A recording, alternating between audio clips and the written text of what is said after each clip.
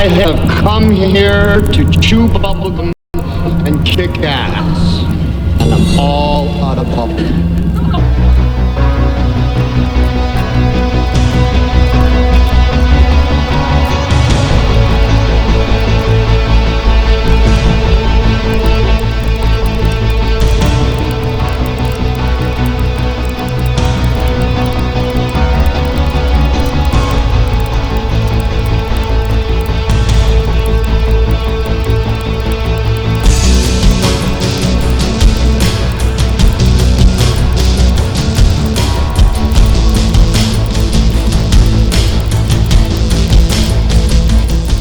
Ladies and gentlemen, boys and girls, children of all ages, welcome to the Bloviating Zeppelin's Berserk Bobcat Saloon. Today is Thursday. It's June 15th, the year of our Lord 2017, which means it's the aftermath, which is generally all the shite that I couldn't fit into the Tuesday show that I didn't discuss on the Wednesday show for whatever reason. And so we end up putting it on the Thursday show, courtesy of the SHR Media Network. Here in the Saloon, we've got a whole bunch of things to go into. Many of them, well, some of them, two particular areas in pretty significant detail. This is just one of those funny nights where I can't put my finger on it.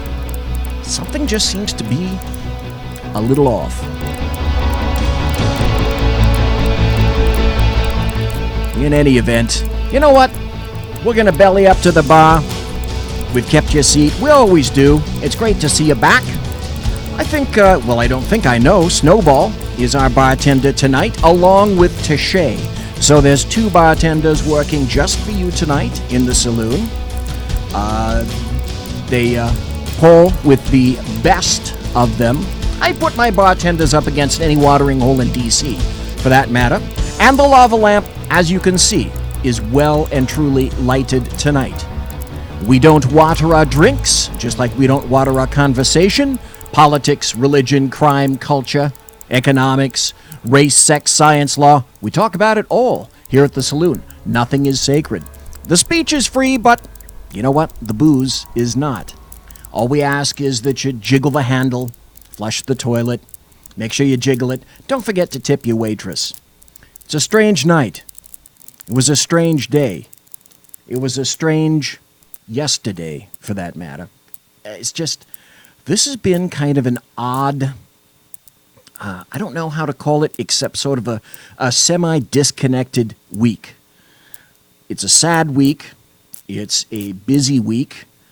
We're going to be talking about some of the things that other folks have been discussing this past week.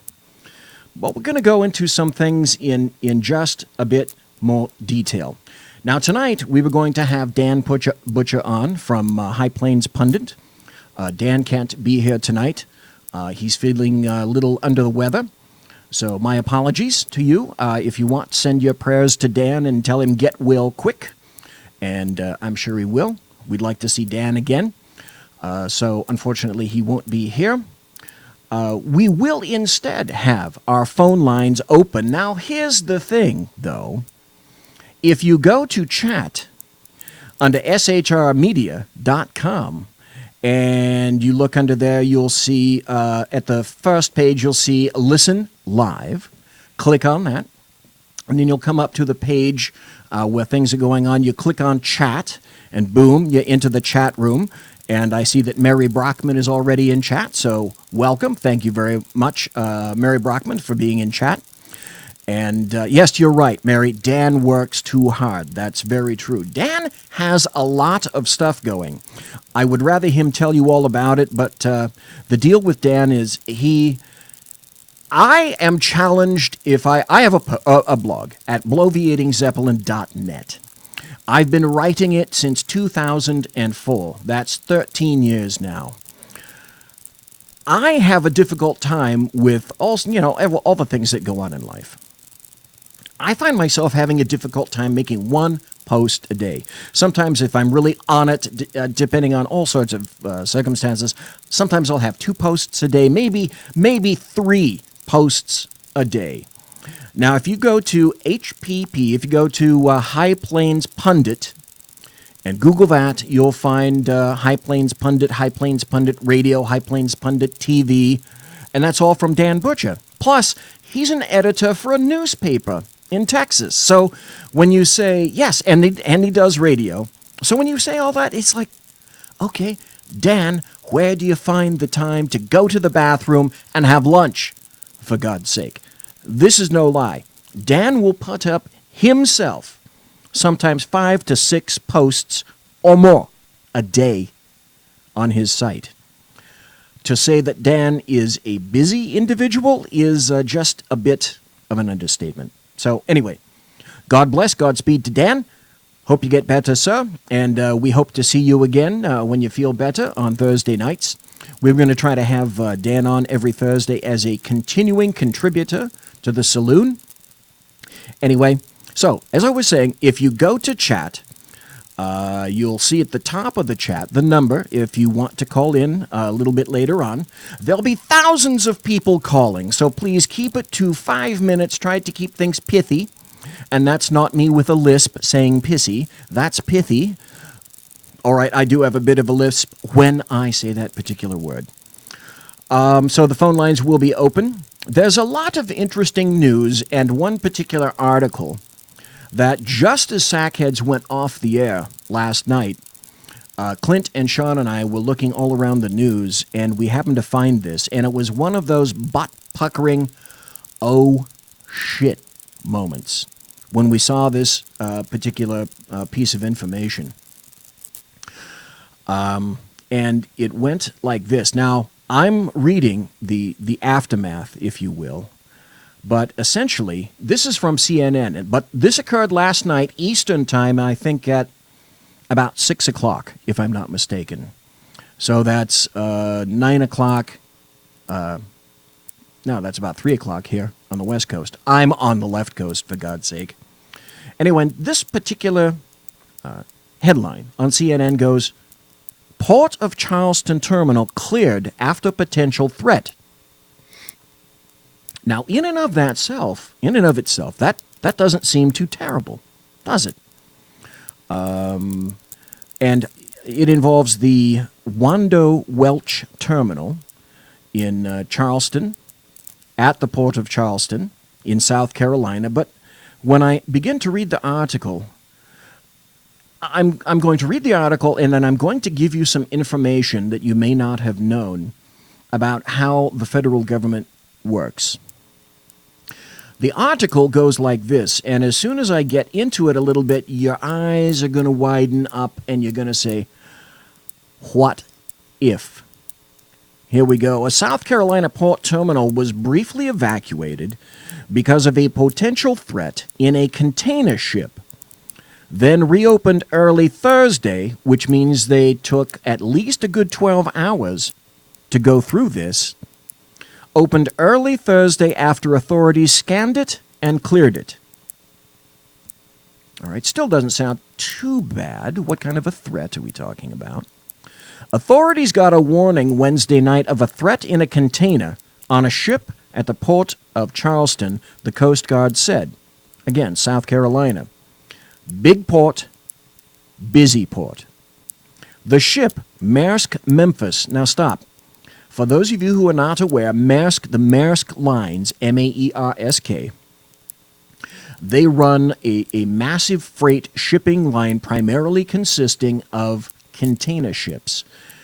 If I'm not mistaken, I think they also are the owners of the largest container ship in the world. I can't think of its name offhand, but it's easily over 100,000 tons. And if you happen to get on Google and look at it, you'll find it's absolutely staggering as to how large it is, long, wide, etc. It can carry hundreds and hundreds and hundreds of containers. And you know how big those damn containers are, which can have anything in them, and they weigh a massive amount of tonnage, I should say. So the ship, Maersk Memphis, meaning we know immediately it's a container ship, was at the Wando terminal, the Coast Guard said in a statement. The terminal, which is used for container cargo, was evacuated to allow federal, state, and local bomb detection units to conduct investigations. Authorities did not detail the nature of the threat. Let's go into that a little bit, because if they don't tell you, I will. When the threat was ongoing, the Coast Guard tweeted that a safety zone has been established around the vessel as multiple agencies investigate. Several hours later, it gave the all clear. Again, all right, there was some kind of an issue. You don't exactly know what it was, though, yet. Unified Command determines stop. That's a clue right there. For people that are in law enforcement, Unified Command means that is a central post, a command post, which is created under NIMS-SEMS, which is a system in which numerous agencies, numerous law enforcement and other agencies come into a combined system in order to work at a particular event. Generally, although not always, generally it is a critical event involving law enforcement. So anytime you see Unified Command, particularly with regard to usage in the federal sense, then all the bells and claxons ought to be going off in the back of your head. That's called a clue. Unified Command determines no existing threat to the port. Terminal will reopen and safety zone has been lifted, the Coast Guard tweeted. There were 4 containers where threats were posed at the terminal in Charleston, South Carolina. These have been scanned and cleared by authorities. Wait. Scanned and cleared. Scanned. Now, that doesn't mean to me, if I'm reading that right, that doesn't mean scanned, you open up a container and you walk through it. Customarily, when I walk through and I look at something, I'm examining it. I'm not necessarily scanning it. You see where I'm going with this, do you not? I'm sure you do. It said the source of the original reporting source of the threat has been detained for questioning. This particular article, the aftermath, is not going into what I discovered yesterday evening. Coast Guard Lieutenant J.B. Zorn said the threat was based on an anonymous claim shared by a man on YouTube. This is important. This could have a potential, because you have to think like this. I'll tie this all up. Trust me. Just run with me on this. The Maersk Memphis left New York 3 days ago, according to the Maritime Traffic website. Now, if you want to go and find out where large container ships are and where they've been, you can go to Google, and they have a mapping and a tracking system. And I found the Maersk Memphis did, in fact, leave from New York Port. What's in New York? Everything. What is New York? A target. By whom? To whom? Terrorists. What did they say last night that they're not saying today? And that's this. They had a credible nuclear threat. Stop. I saw this last night. The N-word was in there, and it's not there today. Here's what happened. I just happen to know some of this stuff. When you get a nuclear, and now you see, though, don't you, where the word scan comes in. A long time ago in a galaxy far, far away, when I worked for the federal government, there was a team called NEST, and it began in the 70s. At the time, NEST stood for the Nuclear Emergency Search Team. Today, that's not quite so PC, so they decided to expand it a little bit. And now NEST is called the Nuclear Emergency Support Team. NEST is who you call when you have an event like this. Now, NEST is not a whole bunch of guys that you would see in the movies that are draped in SWAT material and they've got guns and M4s and all that sort of thing. No, NEST consists of a bunch of brainiacs secreted all around the United States. There's generally one enclave on the right coast and there's another enclave on the left coast so that they can make appropriate response. They have all sorts of equipment. They have all sorts of scientists, all sorts of doctors, all sorts of personnel who are well versed in nuclear physics, and also the determining and location of nuclear and fissile materials. Because you want to make sure that if you have something like this, you have the appropriate people who are called in an emergency, to come in and examine the scene. And so what's one of the first things you do? You seal off the area, and that's exactly what happened in this port. Now, another thing that you don't know about NEST, because they do their... I'm not revealing any secrets here. First, let me tell you that. You can go on to Google or any search engine and go NEST, and you're probably going to get first a thermostat. Hits back about a thermostat, the likes of which I really don't know what the hell that is. But to me, it's a federal system. Now let me tell you something about NEST. NEST is under the Department of Energy. The Department of Energy is tasked with ensuring the security, safety, amongst other things, of fissile materials all throughout the United States. Now, there are fissile materials in places where not necessarily you would think. But anytime you're talking about radioactives, those are going to fall under the umbrella of DOE, the Department of Energy. So think, where do we have these things besides the military? Well, we know we do have them in the military, but we also have these things in civilian hands. Can you think of where a civilian application for this might occur? Right off the bat, you're going to think hospitals, and you'd be absolutely right. There are even some chiropractors that use X-ray machines on individuals that come to that. So, yes, doctors, hospitals, clinics, etc. operate X-ray machines. We all know where that comes from. The other thing that you may not be cognizant of, this is in a civilian and a military vector. When you have an aircraft or a military piece of equipment, mostly aircraft, coming in for examination to look for cracks, wing spar problems, etc., you generally X-ray a lot of these things. So if you and some of those all around various bases and civilian contractors, as you might expect, some of those are rather extensive because you just can't take the wing of, say, an A-10 that's been around for a while and put it into, the kind of machine that you'd see at your doctor for a bad back. That doesn't happen. So I'm sure you can do the math and the proportionality for that. Let me go a little bit further. And this should frighten you just a little bit. And on the other hand, it should make you think, holy moly, I'm very glad that this is happening. You've heard of the phrase, rules of engagement.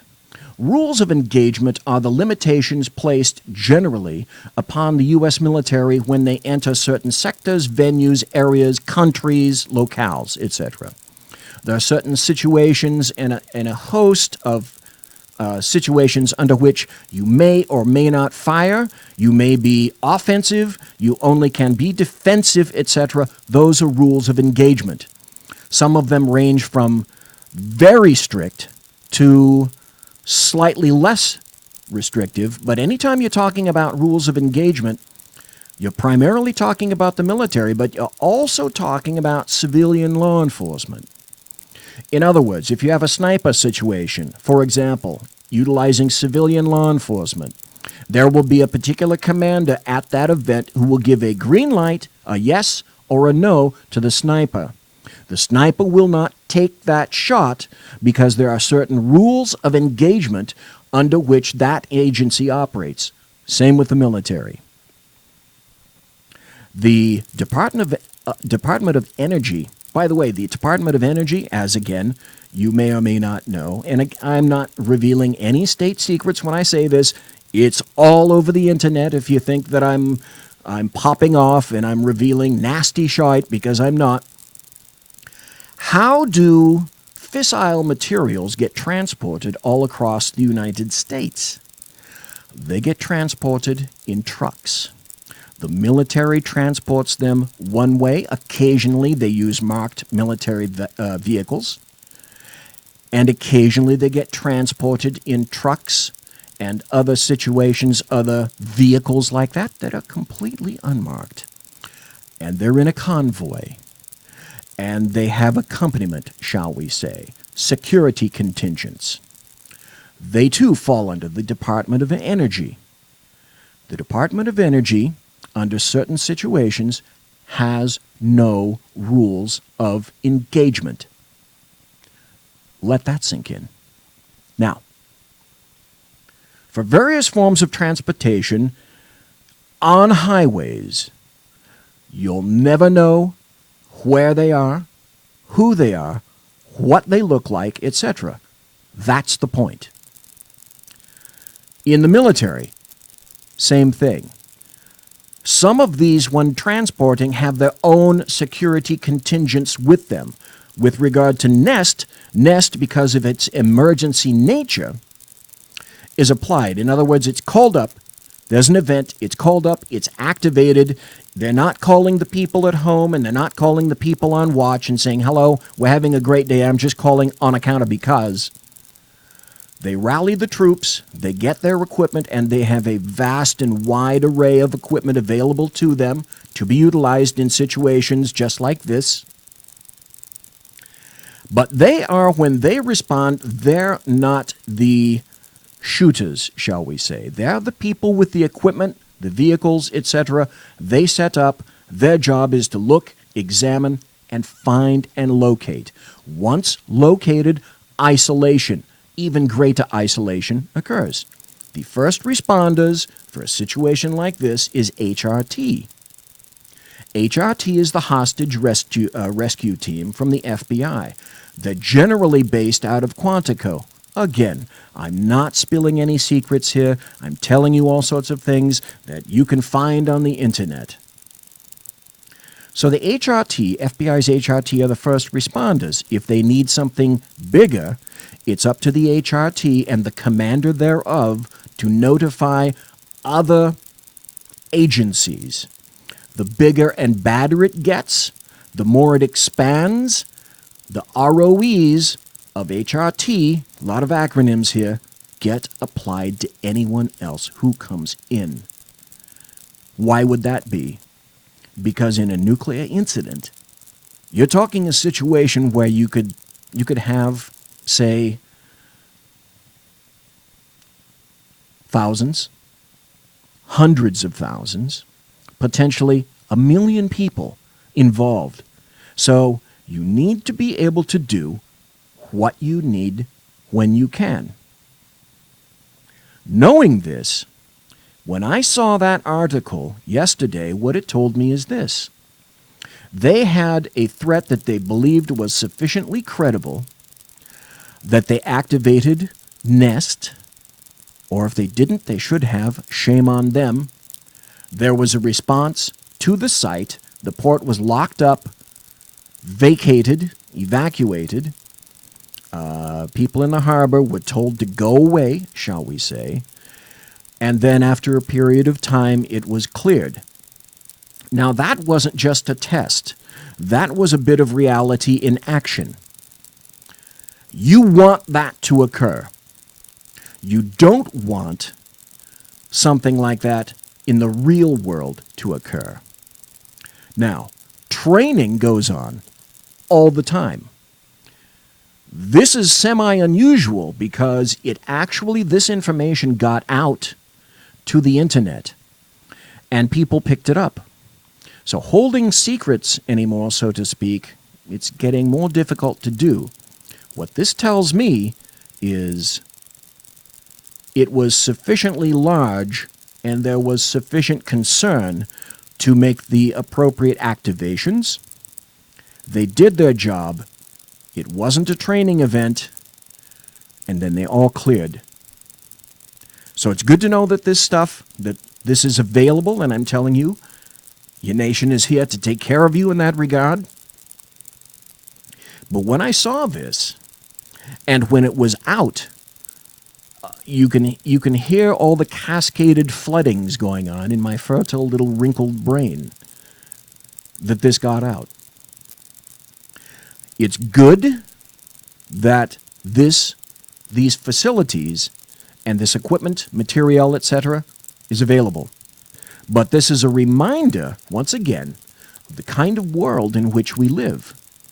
And know you this, Port of Long Beach, Port of Oakland, all the various ports that are busy on the East Coast, hundreds and hundreds and hundreds and thousands of containers come into the United States every day.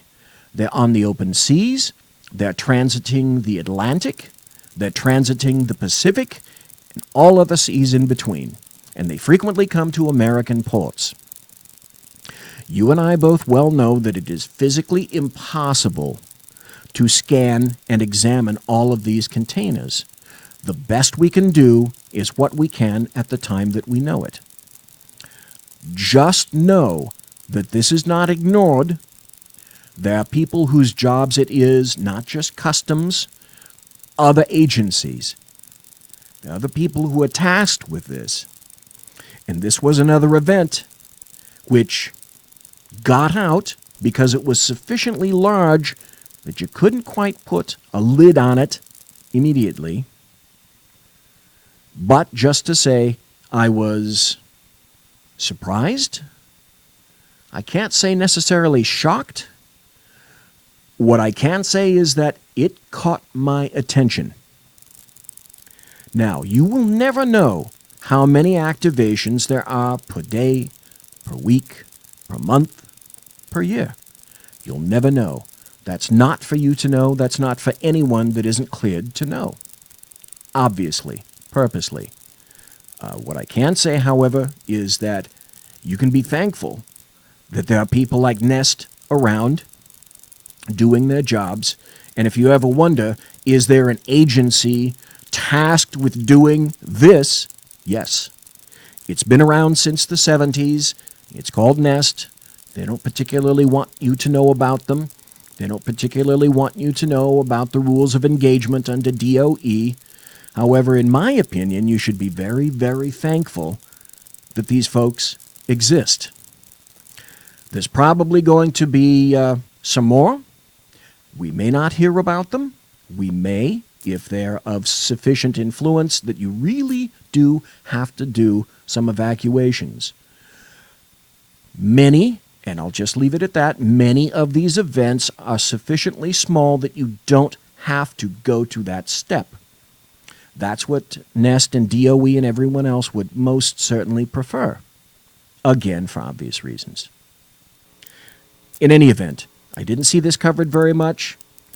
I'm telling you here because I don't broadcast all over the world, but I'm not telling you I'm not speaking out of school. But when I saw that, trust me when I say all the hairs on the back of my neck stood up. Because events like this are possible in the United States. It's not going to be a lone wolf with a guy in Virginia at a baseball field. It can be someone with an actual nuclear device having been secreted somewhere around the world that somehow gets into the United States, and it will be by either container ship, some other kind of ship or boat, or it will have crossed our incredibly porous borders. That's not to say that it couldn't come from Canada, but one of the most likely areas from which it will stem is likely Mexico. That's not to say that there isn't something already here, that there aren't already elements here, but you want people like this to be around, and you don't want to hear about events like this, which is why when I heard it, it was a little bit uneasy. Folks, we're going to hit a break. We'll be right back. Please continue to listen. You're listening to Thursdays, The Aftermath, here at the Saloon. Thank you. Conservative media done right. You're listening to the SHR Media Network. Breaking news. According to the latest report coming out of SHR Media, A merchandise store to support both the Reaver of Common Sense and SHR Media has just been unleashed to the general public. Be forewarned that this site can be contagious and numerous items can be purchased to support the best news programming. Go to Reaver.one website and click on the store link to check out the merchandise. Hello, I'm Matt, a student at Hillsdale College. Here is Hillsdale President Larry Arnn on the continuing relevance of the Constitution. Many argue today that the Constitution is outdated because it addresses problems peculiar to the 18th century. Some parts of the Constitution do read rather quaintly. Consider the injunction against titles of nobility in Article 1, Section 9 of the Constitution. But is that so outdated? The purpose of the injunction is to prevent the government granting special privileges to some for partisan reasons. This strikes at the heart of the rule of law. The crony capitalism so common today is a place where the government bestows favors and tax dollars on some businesses to give them a leg up over others. This is exactly the kind of thing the Constitution was meant to prohibit. The Constitution is not so outdated after all. This Constitution Minute was brought to you by Hillsdale College. To join the national conversation on the Constitution, go to constitutionminute.com. Times are dark. The people misled by corrupt politicians, lied to by establishment media, and deceived by the false messages of Islam. A nation in confusion needs a guide. It needs a man with a cane. I'm Dave Milner.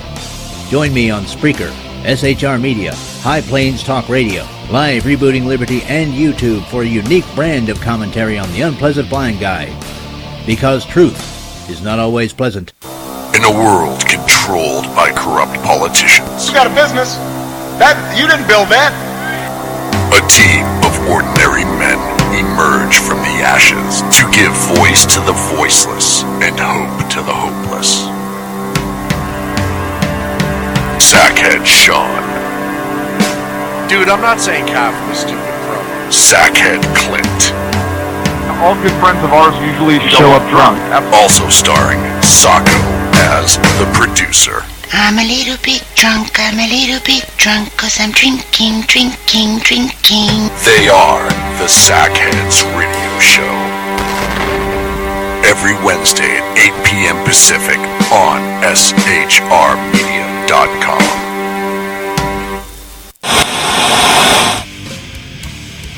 Beware, the Jersey Takeover is here. Every Monday through Friday, 11 a.m. to 1 p.m. Eastern Standard Time. You can catch the Reaver of Common Sense show, hosted by Jersey Joe, right here on shrmedia.com and highplains.dailynews.com.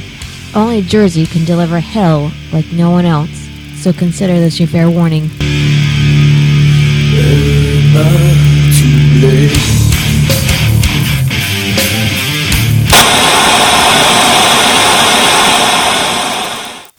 Conservative media done right.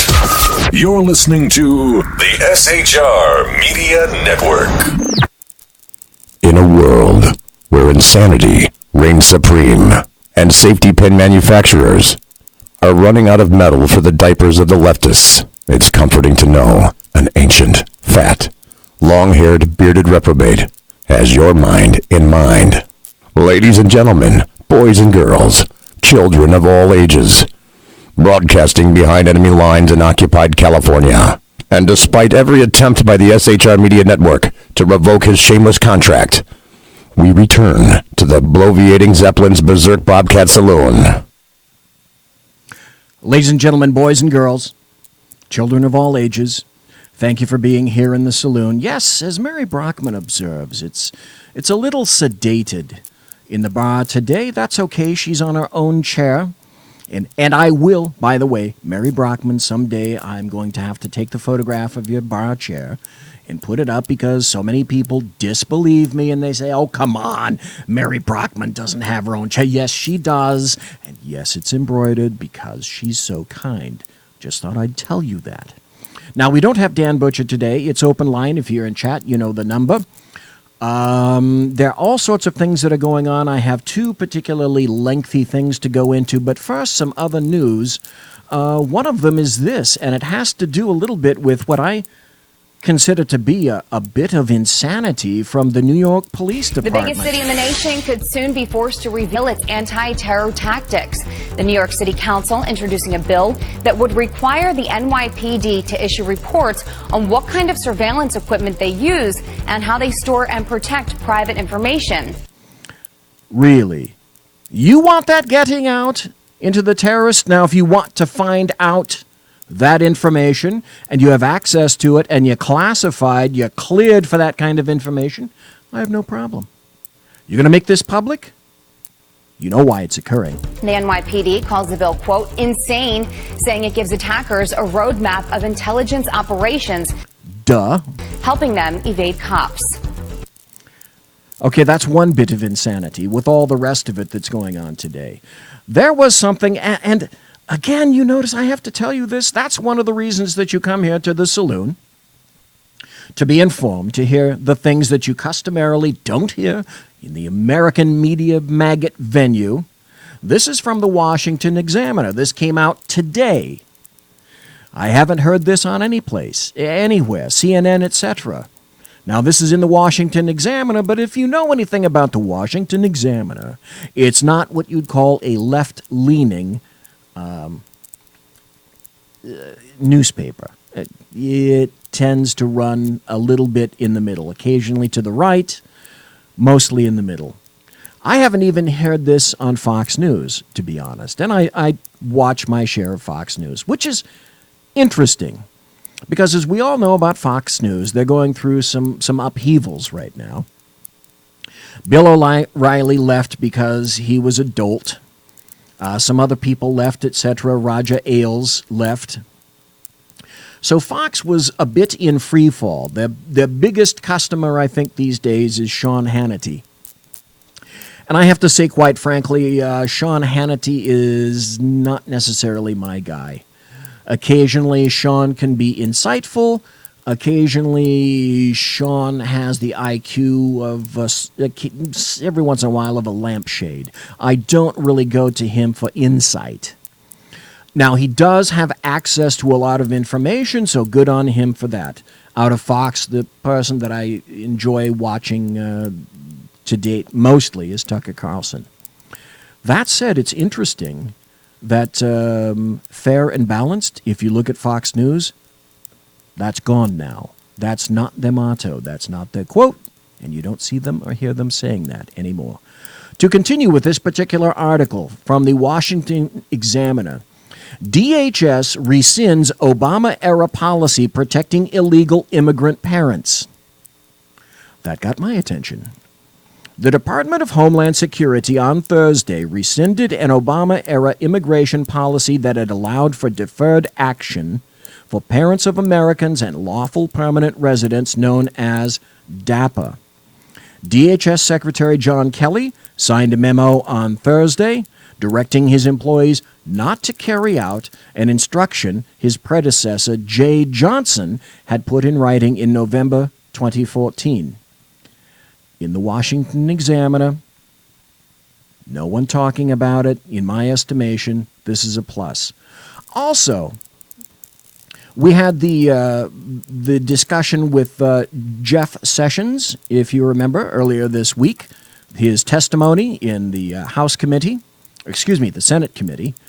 And it's interesting because if you remember Kenneth Starr, who was the special prosecutor, Kenneth Starr, under the Washington Times now, there's an article that says, Kenneth Starr says questioning of Jeff Sessions was designed to embarrass him. Now, in my estimation, that's an obvious thing.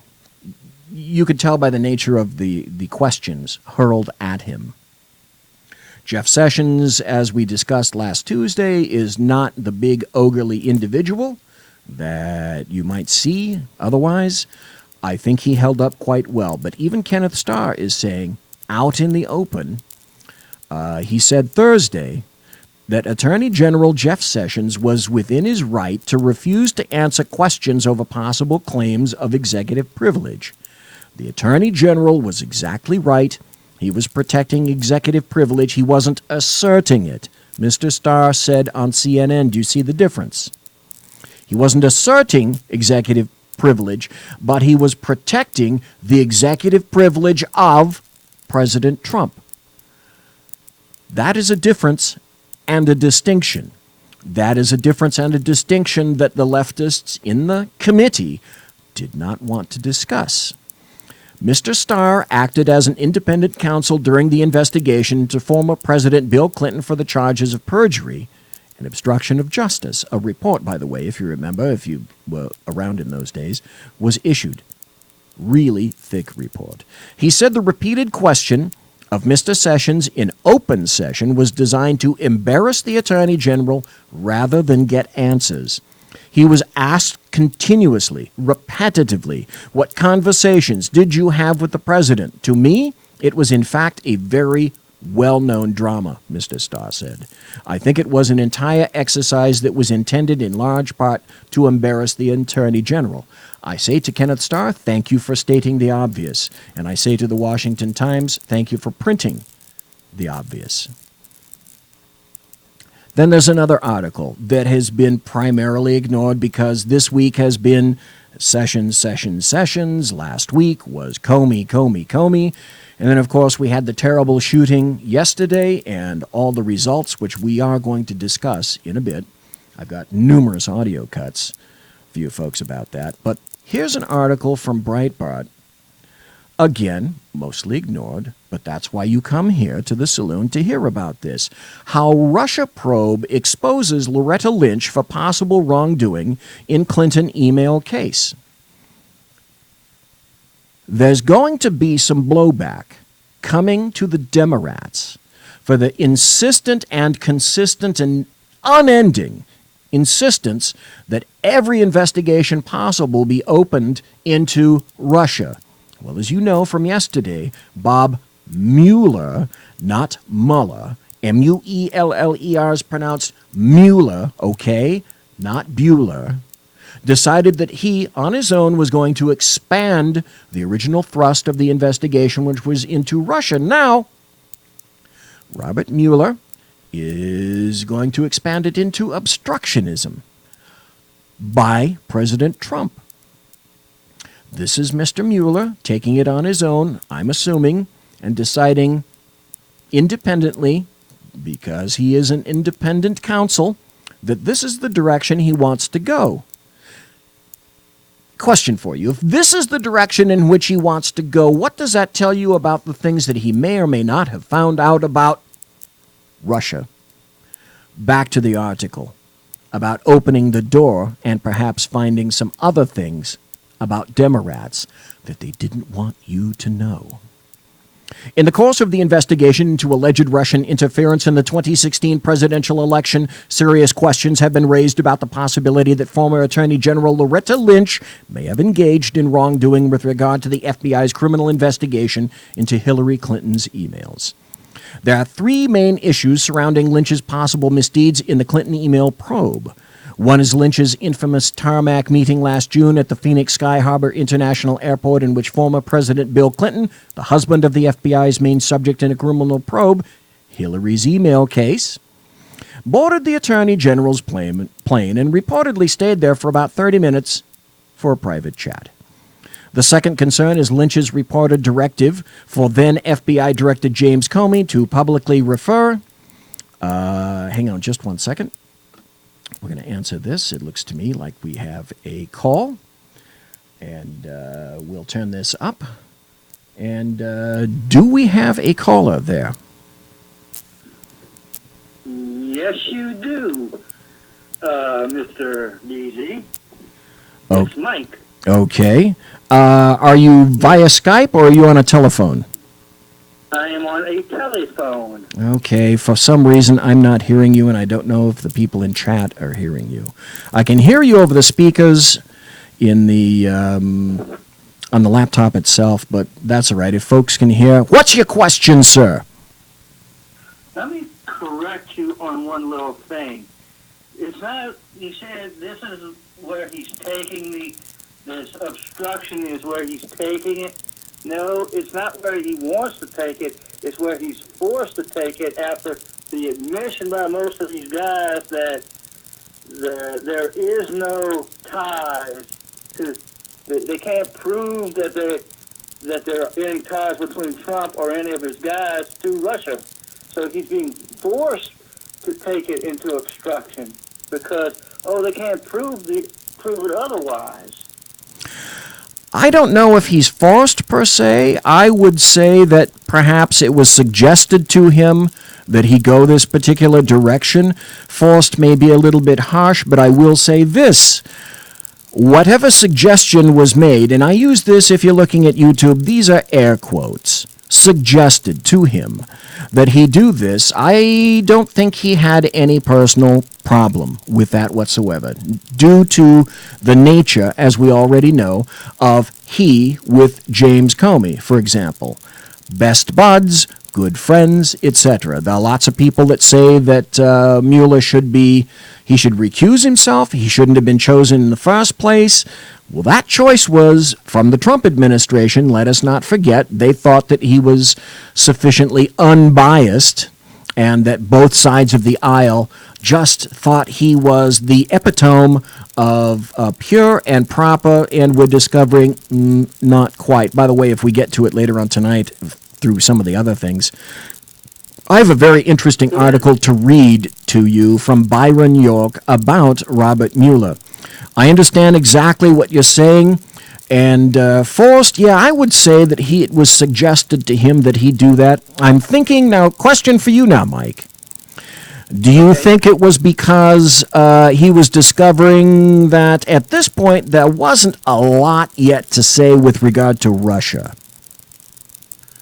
Yes, you're right.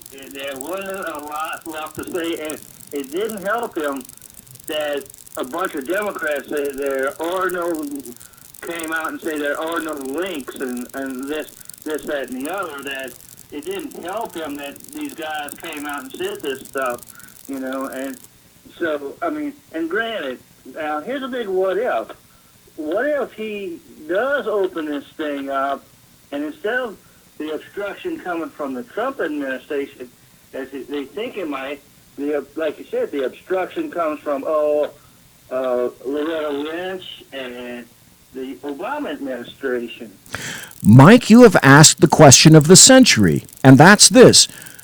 There's a rule of holes, and it's something like this. And this was told to me years ago by my saintly mother, and the rule of holes is when you're getting yourself into a hole, the first thing you must do is stop digging.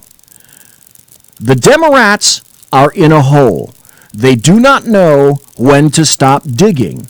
They began digging this hole on November 9th. It still hasn't come up to them. They still haven't grokked the concept that they lost. They lost the presidency. They don't have the House. They don't have the Senate.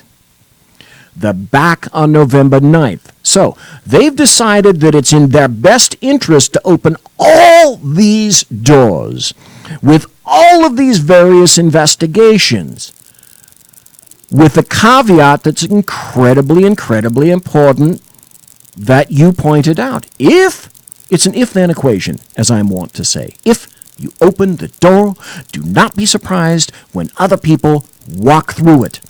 When you walk through it, do not be surprised what you discover in the room that was prior closed off to you, and the only person responsible for entry into that room was you. So yes, Mike, you hit on an excellent point on that. Thank you. They're also making it political, calculation that this will lead to them getting back the House and getting back the Senate. But the problem with that is, how can this lead to that if you lost the election, then you've lost a series of special elections, That's true. Now, in two special elections, the Republicans have won. There was a third election Then a Democrat won. It occurred about 2 or 3 days ago, and I cannot recall who it was. But conveniently, the American media maggots eschewed and pushed aside the 2 prior elections in which Republicans won, and now they're taunting the fact that because a Democrat won in this particular election, that's a clear signal that that's the way that the Democrats are going, and they're off and running to the races, and they're going to get everything back. I think that's bullshit. But that's just me. I think it's bullshit as well, and that's that's the thing. I mean, how can they sit here and say that when they can't win anywhere in the South except this one seat in Georgia? That's where you think it was this guy Ossoff that they won in Georgia. Okay, that was it. Seat, in other words. That was it. That's the one that I was thinking of, the one in Georgia. Thank you. Right, they won new seat, and which this is a special election, and there's a good shot that they lose that in the next election coming up. Because that seat is a reliably Republican seat, and this was probably a weak candidate in the first place. And this Handel was a weak candidate in the first place because she had never won an election higher than, I don't know, dog catcher. Well, this is all. But yeah, this is all part of the strategy. Other than that, you look all across the South, and there's only one seat that they've legitimately won in the South, and that's here in Louisiana. And that's a black Democrat here in Louisiana that they've legitimately won in the South. Other than that, nothing. Okay. Here's another very important point. And you did touch on it by asking that question, and that's this. 2018, next year's midterms, and the people on the right, conservatives, the GOP, and various pundits were saying, you know what? Trump is going to win and continue to keep the House and the Senate because he's going to continue to enable more jobs, fewer regulations, an expanded workforce, and he's going to continue to work for the smaller people, so to speak. Knowing that, placing his strategy now out on Front Street for all to hear, so to speak. Now what the Democrats are doing is they're attacking that, and now it's come down to process versus being able to actually govern. The Democrats have been very successful up to this point in terms of making everything, and the tactic apparently is beginning to work or continuing to work, depending on whom you speak.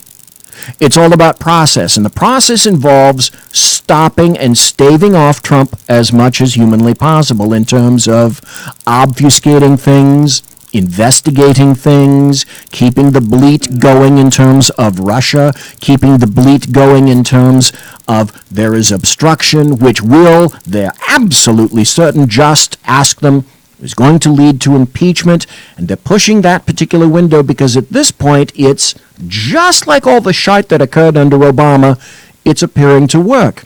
And it's aided and ably abetted by the American media maggots who are, of course, doing their level best to ensure that every bit of anti-Trump information gets out there and putting on Front Street, top of the fold, front page, anything possible negative about President Trump. This is an administration that the American media maggots would love to run themselves. Unchecked, that's what's going to occur. Mike, let's see, we got about another 5 minutes. This is another political calculation, is that they think that they're making the calculation that the real Americans care about the process of things that go on in Washington. The process. Not getting things done, the process. Real Americans do not care about the process of Washington. Maybe they should, but they don't. And that could come back and bite the Democrats in the head, you know? It's interesting, again, that you're saying that because there are some people on the DNC and the Democrat side there that are beginning to stand back just a bit and take a much larger perspective. There's some chatter, sub rosa, underlying subtext that maybe we should back our asses off of this continuous bleat might not be going real well for us. Perhaps it's time to change direction or change tactic. But again, the Democrats, like many in the GOP, are at loggerheads, which is why we got all the things that we got yesterday. Now, I'm going to go to that after the break, and I've got a lot of significant material to present after the break. And I'm going to go into that in detail with numerous audio clips involving some things that I can guarantee the people here have not yet heard or been aware of. I'm going to tie it all up. It's incredible the manner in which the American media maggots and leftists have gone to the point where it's acceptable and condoned to use violence against people in the GOP, the conservative side, and against Trump. Mike, do you have a final point, sir? Final point, and I go back to what Russia said about his theory about the media maggots, and he says everybody thought that the media maggots were an arm of the Democratic Party, whereas he's starting to believe the opposite is in tow, that the Democratic Party is an arm of the media maggots. You could make a bit of an argument for that. They're sort of one at the same. In mindset, in philosophy, I'll go you this. Yes, they're primarily the same. All they did differently is decide that they were going to get into two separate houses of power. Do not mistake that the media in this nation and throughout the rest of the world have a great amount of power. They've decided to go into that venue. Initially, it was because they wished to expose corruption and let people know what was going on. There was a time when people who leaned left in journalism didn't mind exposing the naked, corrupt, white, terrible underbelly of everyone on both sides of the aisle. Corruption, the spending of money, all sorts of cheating that's going on both sides of the aisle. They couldn't give a shite less about that anymore. That's what journalists are doing these days.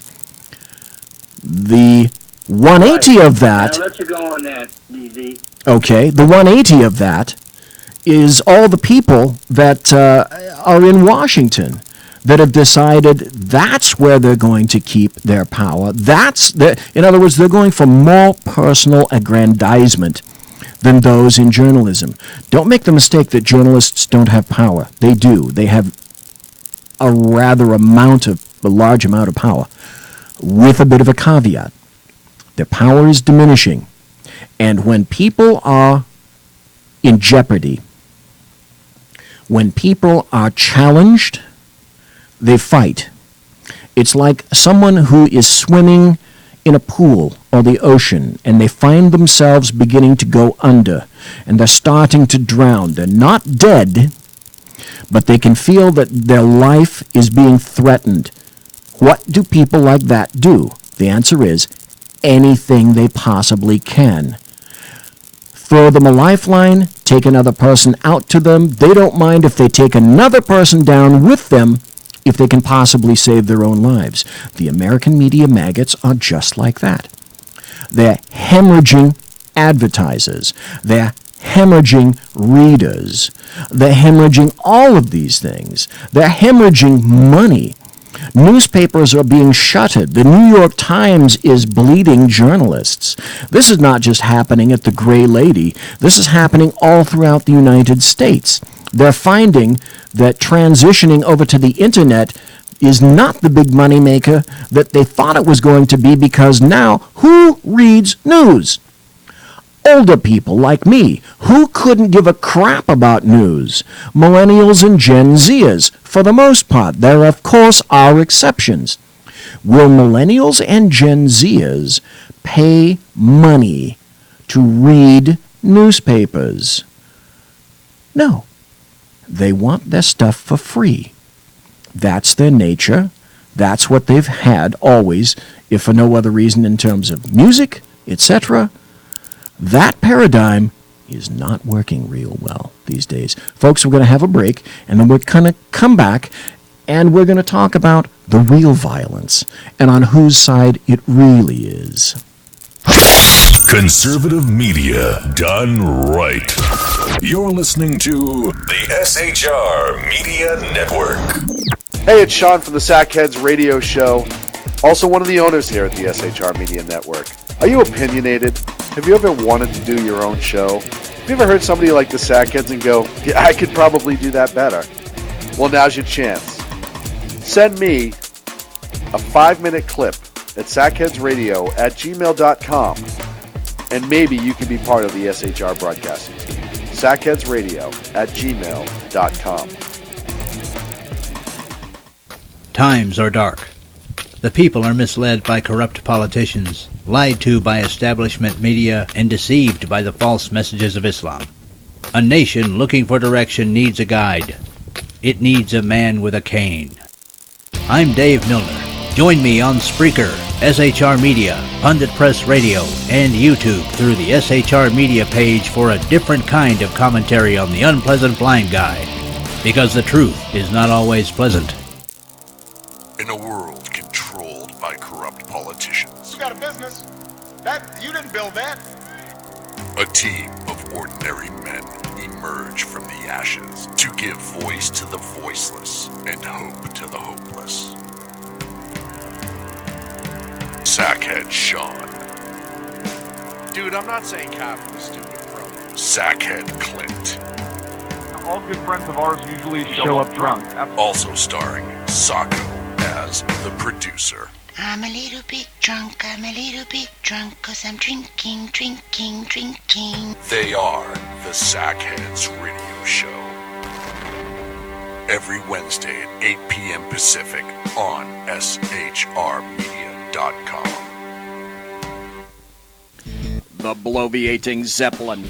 He's big-footed enough radio shows to last a lifetime, courtesy of Sean, Clint, Ken, and Jersey Joe. Now it's time for him to waddle on his own 2 feet via the glorious SHR Media. Gird thy loins for the bloviating Zeppelin's Berserk Bobcat Saloon, coming soon to ossicles near you. Excelsior. Conservative media done right. You're listening to the SHR Media Network.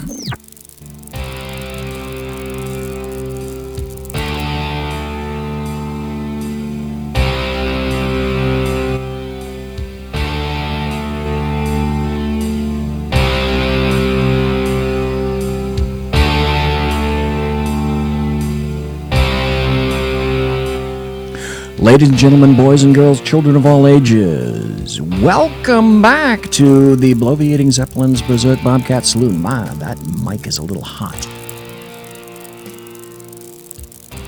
There we go. Let's turn that down just a bit. Anyway, Mike called in, made some excellent points. Thank you. The number is open. If you happen to be in chat, the number is right there for you. And that's why I want you in chat. So if you go to chat, you can find out the number. You can call in. And we have in the chat room, darn me for not saying this earlier, we have Bigfoot, of course, we have Mike, and Mary Brockman, who says, call in. That's not my thing. And Mike says, waddle on, BZ, waddle on. That's exactly what I'm doing. Thank you ever so kindly. It's been kind of a weird week, a strange week. I've been off. I don't know if you've been off, and I don't mean off like unemployed, because I'm retired, so I'm not unemployed. I'm making a darn paycheck, okay? But in any event, it's been things have been sort of askew. And I can't say that it wasn't necessarily made worse or nothing good happened because of the shooting yesterday. And I think that's probably why a lot of people just feel we've really come to this. Have we really come to this? And yes, we have come to this now. Now, folks will say on the left, oh, don't forget that evil right guy shot Gabby Giffords. And they'll say, no, that wasn't a one-off because all the violence is on behalf of the right wing, correct? Yes, all the violence is on the right wing, except no, not really. All the violence has been on behalf of the leftists for at least the past year, and most certainly since Trump got into office. Do you remember this particular piece from the Attorney General Loretta Lynch when she happened to say this? I know that this is a time of great fear and uncertainty for so many people. I know it's a time of concern for people who see our rights being assailed, being trampled on, and even being rolled back. I know that this is difficult, but I remind you that this has never been easy. We have always had to work to move this country forward to achieve the great ideals of our founding fathers. And it has been people, individuals who have banded together, ordinary people who simply saw what needed to be done and came together and supported those ideals, who have made the difference. They've marched, they've bled. Yes, some of them have died. This is hard. Every good thing is. We have done this before, we can do this again. Perfect. Let's make sure that people bleed for this. Oh, but wait, tacitly unsaid, we don't want to bleed. You're going to bleed. Thank you for Loretta Lynch for setting the tone, continuing to set the tone for the prior administration. We have to resist. It's a resistance. The Democrats are not a party of assemblers. They're a party of identity politicas. It's all about who you are and your victimhood. So, hey, it's time to make people bleed, but it won't be you and it shouldn't be you. And so it was. Yesterday, Wednesday, June 14th, when a man who quite publicly, vocally and vehemently said it's time to destroy Trump and company, he decided that he was going to spill some blood. Filled with the vigor of the righteous left and emboldened by recent overt acts and displays of violence against conservatives, Trump and the GOP, one man decided that he was going to kill as many Republicans as possible on a baseball field, who were there to just play baseball and practice for a game today, which has been going on for quite some time, of Republicans versus Democrats. But did he go to the Democrat ballpark? Did he take a weapon to the Democrat side? No, he did not.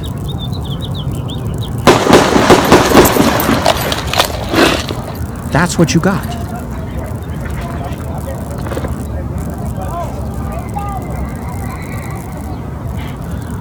People said 30, 40 rounds. People huddled. There was a man out on the field that no one could get to.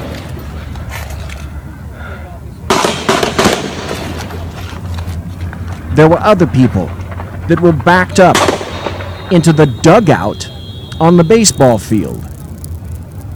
And this man had two weapons with him. A long gun in 7.62 millimeters and a handgun. And this is what they heard that day in a Virginia park as Republicans came to do nothing but practice for baseball. That's what passes for good times for the leftists and the progressives and the anarchists, because many people after this shooting said this wasn't just an okay thing, this was something that you could aspire to. From the LATimes.com, House Majority Whip, several others shot at congressional baseball practice. House Majority Whip Steve Scalise from Louisiana, Mike, your state, Republican, was shot at a Republican congressional baseball practice Wednesday morning by a gunman who appeared to have targeted members of Congress. We know that that's exactly correct. We know that that's exactly what he did. Specifically targeting members of Congress. Police in Alexandria, Virginia, located just outside of Washington, D.C., said they were investigating a multiple shooting and a suspect was in custody. 5 wounded people were being taken to area hospitals for treatment, the police said. 2 police officers and 2 or 3 congressional staff members were among the wounded. Senator Rand Paul of Kentucky said this on CNN. The shooter was going after elected officials. Representative Mo Brooks told CNN from the scene of the shooting.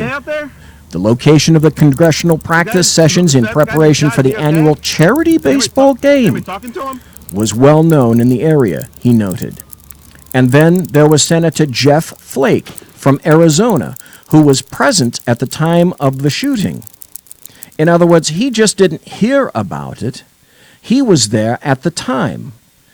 Senator Jeff Flake from Arizona had this to say. Let's go now to Jeff Flake, who's talking to reporters. Let's listen in. Are you friendly? Are you friendly? Making sure that that was our guy, because we didn't know if there were other shooters that had us surrounded and would come into the dugout. So we didn't know whether to run or not. But as soon as we found out we had a friendly behind us, then we stayed, tried to keep down. I poked my head up at one point and saw the shooter behind the backstop, or behind the fence, but he still had a line of fire into the dugout. Firing through the fence? Well, he was firing around, but he still could have fired into the dugout. That's why he kept everybody down. Joe Barton's boy was here, 10-year-old, just shagging balls, and we got him into the dugout and stuffed him under the bench. And Joe Barton is who, sir? Joe Barton is a congressman from Texas. He's the manager. Did this appear to be a coordinated attack? Well, it looks like only one shooter. Stop. Expecting absolutely nothing.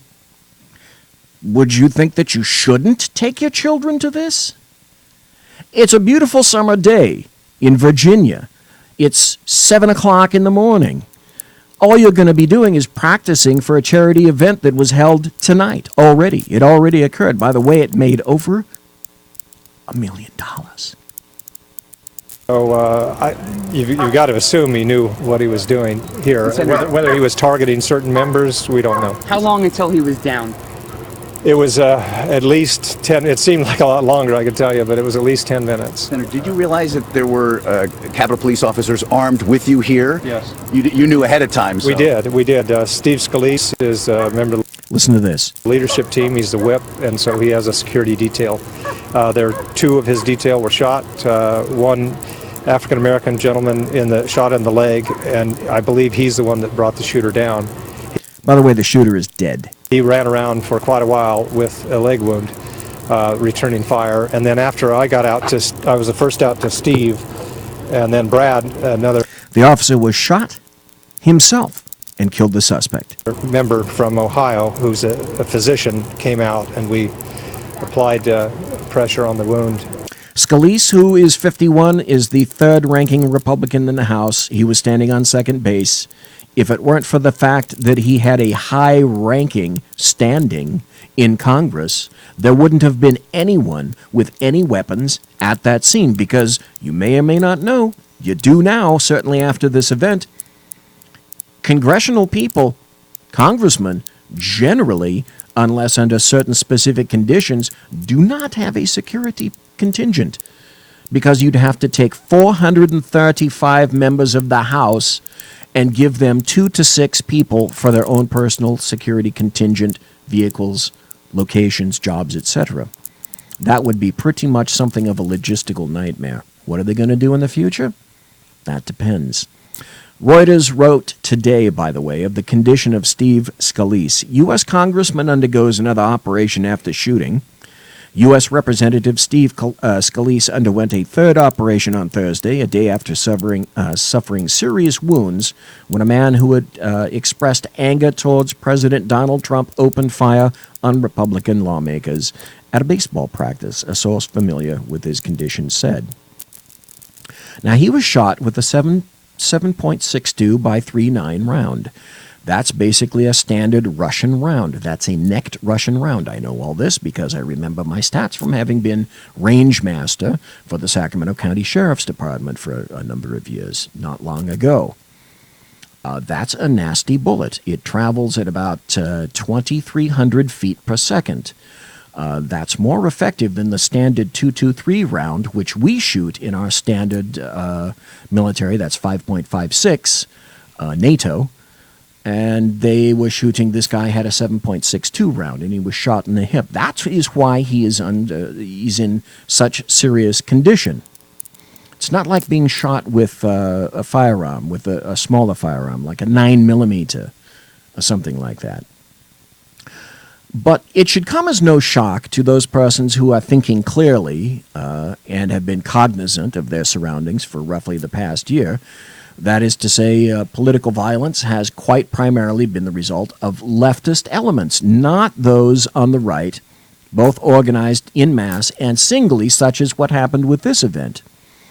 So the response on the left has consisted of the same old, stop guns. You knew this was happening because it always does. Stop guns, too many guns, stop guns. And then, of course, that very day, as people are bleeding, then leftist Virginia Governor Terry McAuliffe has to weigh in with ridiculously, brain-glazingly stupid, what he considers to be entirely valid statistics. Are any of the other injuries Can we just ask you, from your point of view, on a broader level and your knowledge... Now, he's speaking because this shooting at the baseball field occurred in his state. About the national capital area, your view about the safety of the area, did you have any information prior to any investigative agency that there might be a threat in this area, there might be a threat directed towards Congress? How satisfied are you now as you stand here that you have a handle on what happened here and that there is no additional threat in Washington? I can tell you from the Virginia's perspective, from my Secretary of Public Safety, Brian Moran, who's here with me, and VDEM, we had no prior information that would lead us to believe that anything like this was going to occur. Governor, in general, do you think anything more needs to do to protect politicians? Well, here we go. Let me say this. I think we need to do more to protect all of our citizens. I have long advocated, this is not what today is about, but there are too many guns on the street. There you go. Good for you. Good for you. You're keeping up the standard Democrat leftist bent. Yeah, you've got your script and you're reading. Lose 93 million Americans a day to gun violence. I mean, Wait, stop. Listen to this again. This is not what today is about, but there are too many guns on the street. We lose 93 million Americans a day to gun violence. I mean, 93 million Americans a day to gun violence. Let that sink in, because leftists appear not to be cognizant of the fact that the population of the United States is, that's right, just a little bit over 300 million. Well, then it would only take a few days then to empty the entire United States, wouldn't it? Wait, if you thought that was inane, and well, obviously naive and ignorant, wait until you get the people that are saying they're glad that Steve Scalise was shot. At the HuffPost, a Huffington Post contributor, Jesse Benn, endorsed the shooting of House Majority Whip Steve Scalise. He's a contributor. He endorsed that shooting of House Majority Whip Steve Scalise. I've got on my blog and in front of me right now the series of tweets. By the way, I'll get to this in a second. I need to read the tweets to you. And this is under at Jesse Benn, B-E-N-N. He reads, ha ha ha, as always, this one is my fault. And for the record, fuck Steve Scalise. That's what passes for high insightful comments on the left. Did he stop there? No, of course not. He decided that he was going to continue. At Steve Scalise once called himself David Duke without the baggage. The world would be a better place without him. End of story. Stop there? No, he's on a roll, of course. Jesse Benn, for violent resistance to work, it'd need to be organized. Individual acts can be understandable, but likely counterproductive, ineffective. There's another one. What's more harmful? Putting millions already on the margins more at risk via draconian policies, or shooting a racist lawmaker in the hip? Again, that's what passes for insightful comments. Now, what I did, wait, of course, there's more.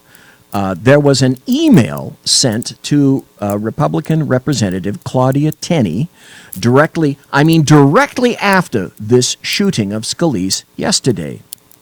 TheHill.com reported what the email said in the headline. GOP representative received threatening email with subject line, 1 down, 216 to go after lawmaker shooting. The office of Representative Claudia Tenney, Republican, New York, received a threatening email with the subject line, 1 down, 216 to go, shortly after a shooter opened fire on a GOP lawmakers who were at a congressional baseball practice, according to her office. The email read, "Did you not expect this? When you take away ordinary people's very lives in order to pay off the wealthiest among us, your own lives are forfeit. Certainly, your souls and morality were lost long before. Good riddance," the email says. Both of those directly after the shooting of Steve Scalise. Let's also remember that it's Democrats who have already called for violence and blood in the streets. There was an interchange on CNN where Mika Brzezinski, and she's the co-host of Morning Joe, said to Tim Kaine, Senator Tim Kaine, a Democrat out of Virginia. So, broad question about the future of the Democrat Party, especially given your firsthand experience with what we've all been through. There's so much going on here that we clearly see, places where you can criticize what the administration is doing, but how does the party rebuild? How do you prevent overreach in a situation like this? How do you prevent a continuation of the bubble in a situation like this? And how does the party reclaim its reach across the country while fighting these battles? And Tim Kaine decided that he was going to say this. I may or may not get into it. This is a semi-lengthy cut, but I'm going to read you what he said. Joining us from Capitol Hill, member of both the Foreign Relations and Armed Services Committee, Senator Tim Kaine of Virginia. Very good to have you on the show. Great to see you, back, Senator. Guys. Yeah, thanks much. Let's jump right into business. You were out at Dulles, is that correct? Yes, I was out there yesterday afternoon. Okay, yeah. Can you help me out? I'm seeing some media reports that are suggesting that the Border Patrol actually... Okay, you know what? I'm not even going to go there. This is too lengthy a cut. I'm just going to cut to the chase immediately and tell you what he said. What Tim Kaine said on Morning Joe was this. What we've got to do is fight in Congress, fight in the courts, fight in the streets, fight online, fight at the ballot box. And now there's the momentum to be able to do this. And we're not afraid of the popular outcry. We're energized by it, and that we're going to help us do our job and do it better. So who's been calling for this? People on the right? I don't think so. In reference to that, the Daily Kos also wrote, Virginia Senator Tim Kaine calls for fight in the streets against Trump. And the headline said, so let's push him to fight. Words of war? You figure it out. You watch. You look at the results. So what about the calm, enlightened, cooperative, unifying, and tolerant speech of the new DNC chair, Tom Perez, who was elected over Keith Ellison? Oh, my Lord, how I wish Keith Ellison had become DNC chair. And here's what I don't understand about Donald Trump and the Affordable Care Act. This is what Tom Perez puts in the public venue. This is embraced. This is loved. This is what he's playing to his audience, and this is what they want to hear. You know what? And it's the way they want to hear it. Folks, he wants to brand everything. You can go to the store and find Trump steaks, Trump steak knives, Trump ties, Trump suits, the Trump hotel. But he didn't want the Affordable Care Act branded after him. I don't know what to call it. Trump Care, Ryan Care. I'll tell you what I'd call it. I don't care, because those Republican leaders and President Trump don't give a shit about the people they were trying to hurt. That's what I say. There you go. That's what passes for insightful commentary from leftists these days. But wait, like I say, there's more. There's always more. There's threats made to the families of Republicans. And this was documented on Politico.com, where the headline was this: "This is how we're going to kill your wife." Police blanket a town hall by GOP Representative Tom Garrett after a series of what they termed credible threats. "This is how we're going to kill your wife." That's the message Representative Tom Garrett, Republican in Virginia, said he received in a series of recent threats that targeted him, his family, and even at one point his dog. And it's the reason, he said, that his town hall here in the sleepy Virginia community on Tuesday night was ringed by law enforcement. This is the state of the art with leftists. Let's continue. When Garrett took the stage at East Lake Community Church, the walls in the 300-seat room were lined with security, some uniformed and some in plain clothes. The presence was noticeable all night as Garrett aides enforced rules to keep audience members from disrupting the event. Though the town hall proceeded without significant incident, one woman was removed by police for repeated disruptions. Security personnel under the presence felt approaching hecklers throughout the evening and standing watch at all entrances and exits. The high security presence, Garrett said later, was the result of threats that Capitol Police and police and intelligence officials have deemed to be credible and real. So it's not just the Democrats. Hey, why stop there? It's good. It's good to threaten Republicans and conservatives, families too. They're fair game.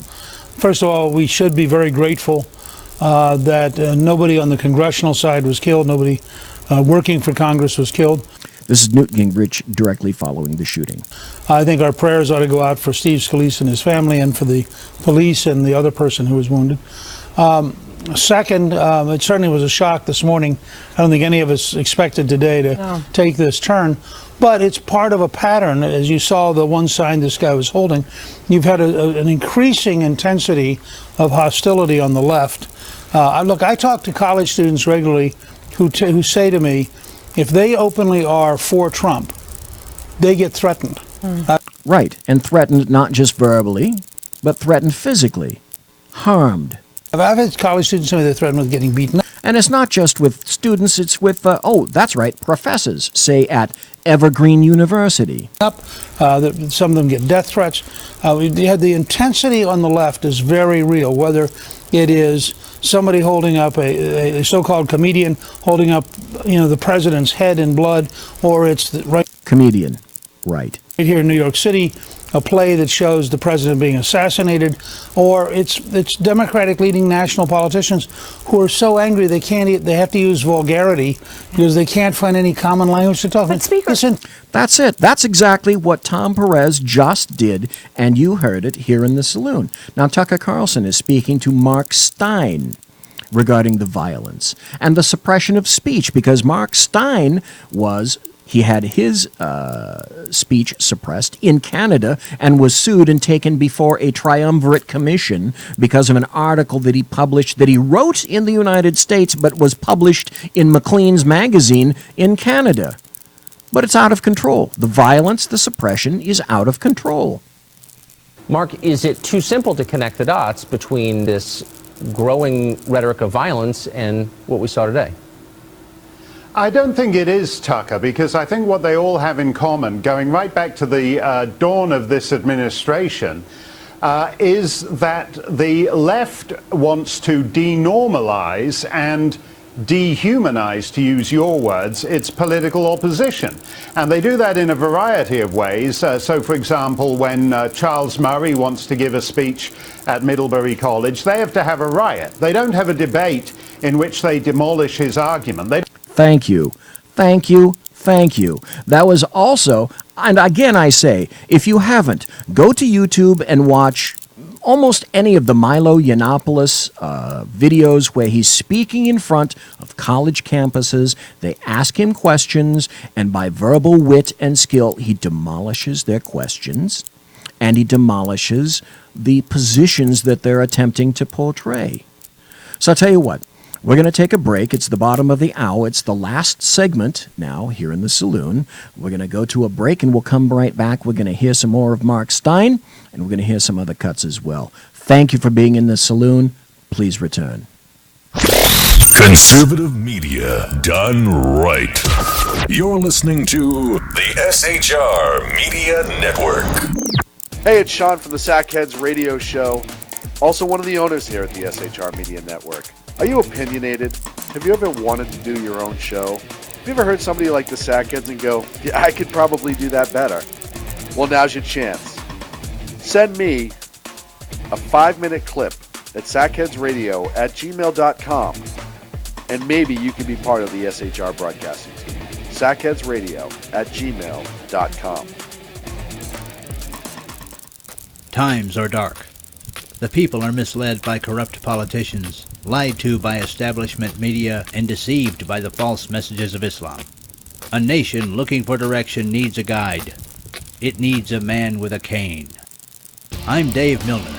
Join me on Spreaker, SHR Media, Pundit Press Radio, and YouTube through the SHR Media page for a different kind of commentary on the unpleasant blind guy.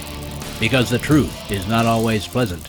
Hey, this is Mim from Freedom Fest, the world's largest gathering of free minds. Join your friends from SHR Media at the beautiful Paris Resort in Las Vegas, Nevada, July 19th through the 22nd for 3 amazing days of liberty-oriented discussion, investment advice, and the Anthem Film Festival. It's our big 10th anniversary, featuring keynote speaker William Shatner and Freedom Fest favorites, including Steve Forbes, Jim Rogers, Lee Edwards, David Boaz, Doug Casey, Dinesh D'Souza, John Stossel, Lisa Kennedy, Grover Norquist, Peter Schiff, and many more. Don't miss out. Register at freedomfest.com for $100 off the regular registration rate when you use the all-caps code SHR Media.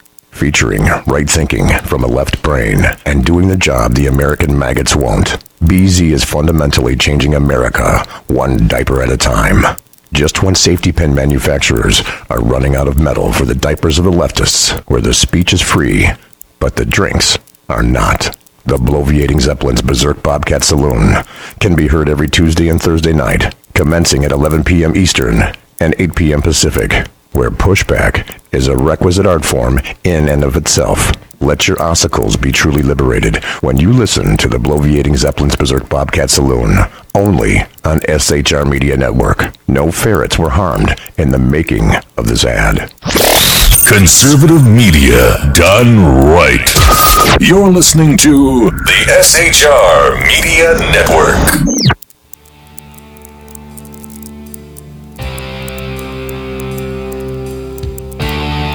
Ladies and gentlemen, boys and girls, children of all ages, welcome back to the Bloviating Zeppelin's Berserk Bobcat Saloon. It's Thursday, it's June 15th, the year of our Lord 2017. I welcome you to the Saloon. It's kind of quiet in the Saloon because it's been a very strange week and a very bad day yesterday, and that's just kind of how we're feeling. I kind of feel that way myself. I wish I had a lot more positive things to say. We can say that Representative Scalise is still here. He is still fighting for his life. I wish him Godspeed. I wish him all the best. Prayers, keep him in your prayers, if you will. We were listening to an audio cut between Tucker Carlson and Mark Stein, and they're talking about the suppression of free speech by the left and the violent left.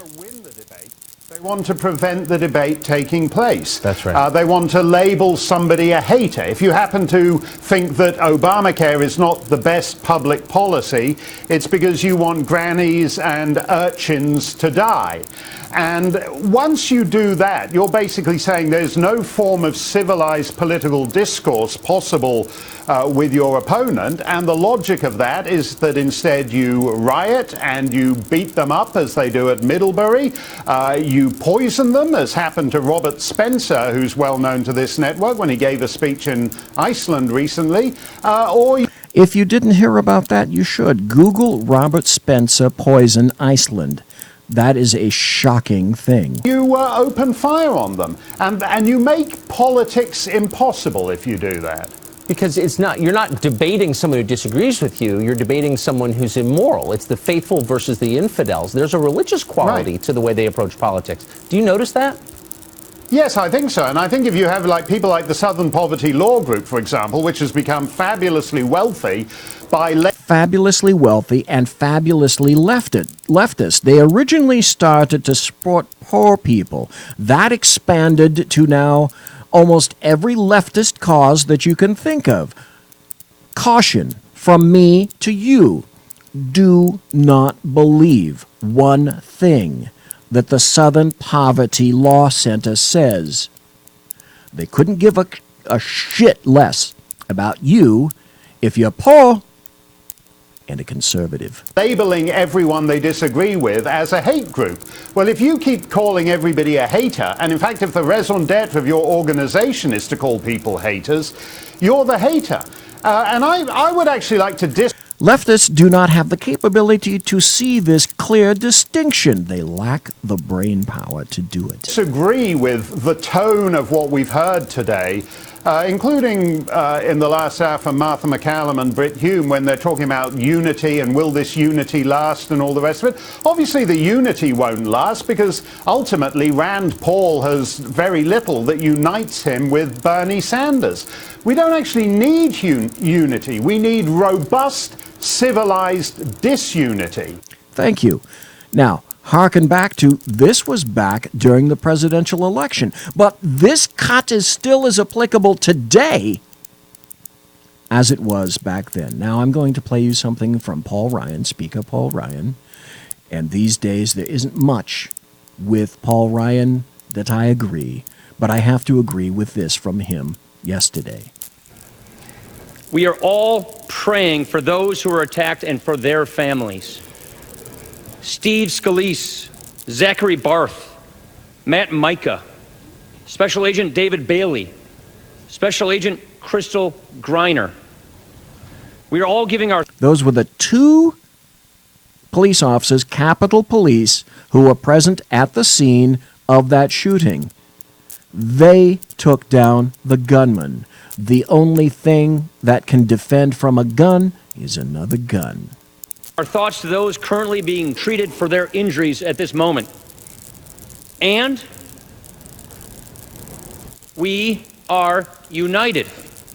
We are united in our shock. We are united in our anguish. An attack on one of us is an attack on all of us. Question Paul Ryan, why did it take that to get you to make that statement? Why did it take that scene for Democrats and leftists to realize that they do need to actually get some things done and not just obfuscate? Here's my question. Is Paul Ryan going to come to understand how his prior pablum, conciliatory, bipartisan, and compromising speech has led to this current state? He's helped. Unlikely that he's going to come to that realization. The GOP gives, the Democrats take, and they spew venom, and they're violent. It's just no more complicated than that. Okay, from Breitbart.com. It transmits and transmogrifies into other areas. What I'm about to tell you is leftist thinking. They're thinking that, but they're also thinking this. Representative Barbara Lee, I don't agree with states' rights because Trump does. Are you fucking kidding me?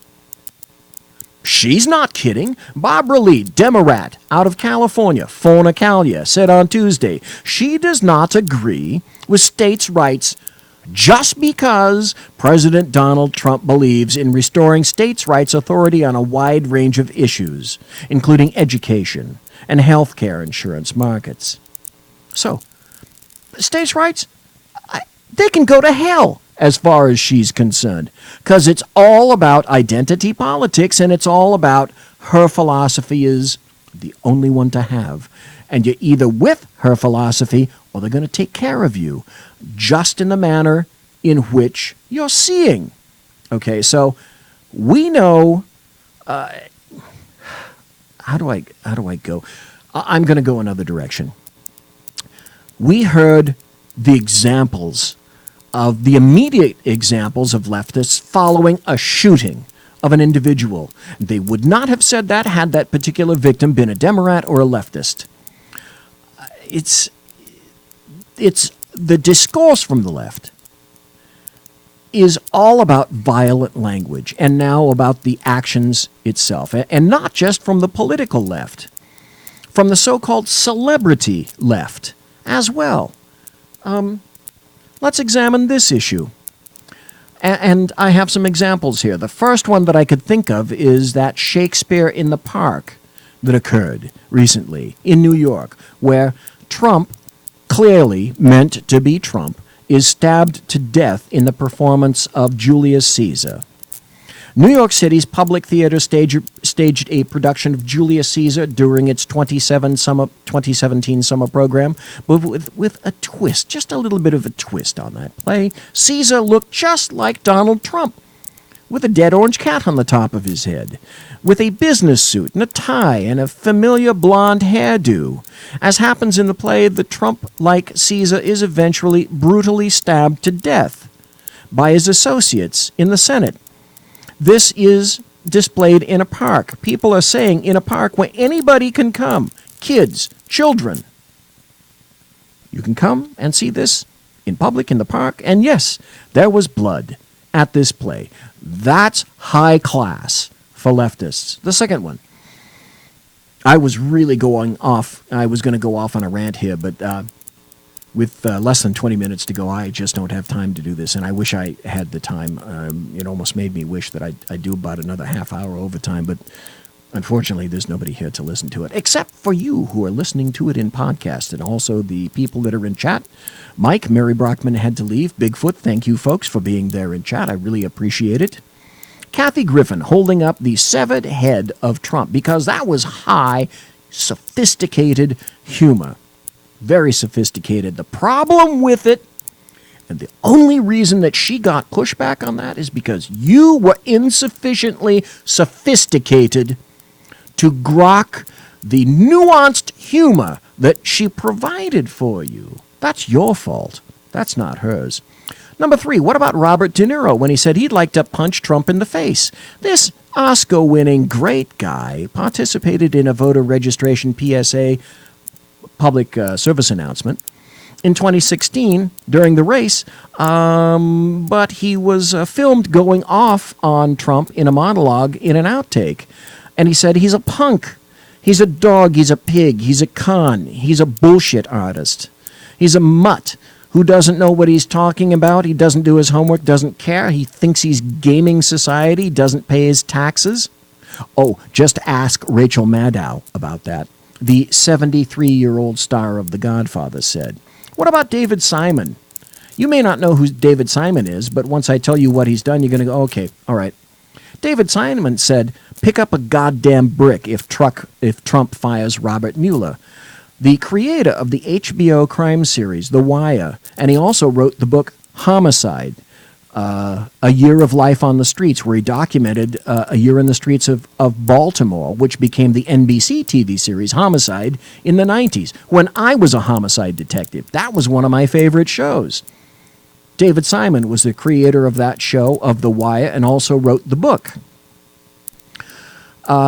He said, if Donald Trump fires Robert Mueller, and it's allowed to do so, pick up a goddamn brick. That's all that's left to you. Great. Number 5, Joss Whedon. I want a rhino to fuck Paul Ryan to death.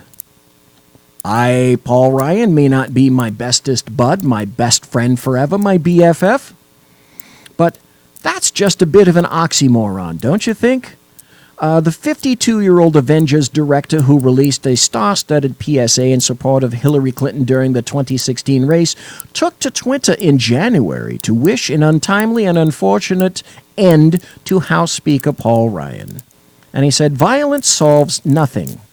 I want a rhino to fuck Speaker Ryan to death with its horn because it's funny, not because he's a GOP murder bro. Perfect.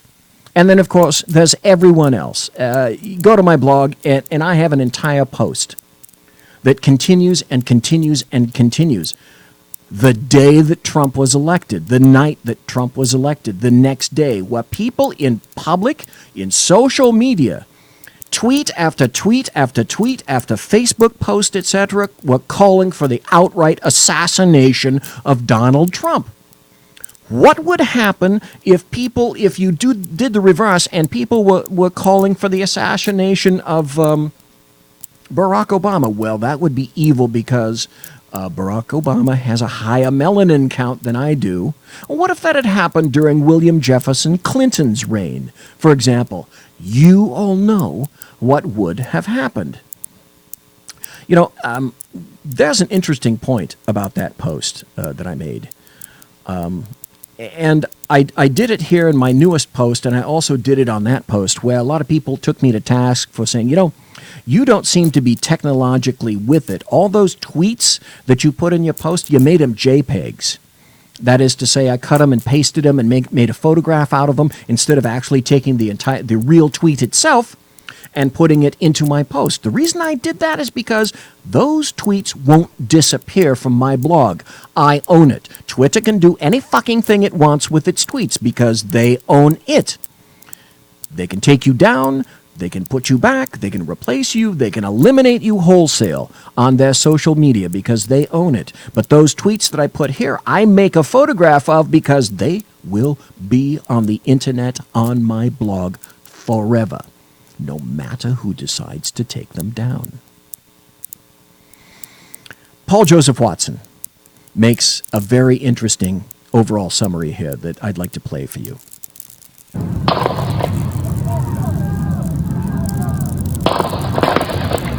Steve Scalise and several other Republican lawmakers were shot by a deranged leftist gunman this morning. The shooter asked if the representatives were Democrats or Republicans before opening fire. Representative Mark Walker said the gunman... By the way, that shooter walked up to specifically a Republican who had no idea who he was and asked one of the players who was leaving and could have been on that field, asked them, and he had no idea who he was, hey, aren't those Republicans over there?